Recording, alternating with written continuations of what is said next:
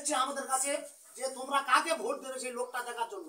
এর আগে যে সিএম জাদুয়া যে 15 বছর এমপি ছিল, আমরা এই সত্যপুর গ্রামে কোনো মানুষ তাকে দেখতে পাইনি। আর বর্তমান যিনি আমাদের আইএসএফ প্রার্থী, এই বুথ 180 নম্বর বুথ থেকে আমরা আইএসএফ প্রার্থীকে আমরা যথেষ্ট পরিমাণে ভোটে আমরা জয়লাভ করাবো এবং সেই প্রার্থী তিনি এসেছেন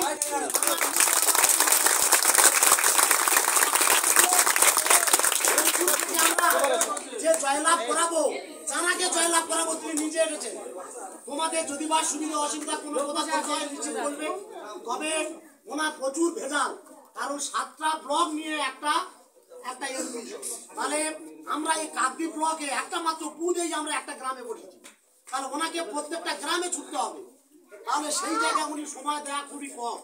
তাই উনি হেরেছেন, আমাদের সৌভাগ্য, আমরা প্রার্থীকে নিজে চোখে দেখতে পাচ্ছি, এটাই আমাদের সৌভাগ্য।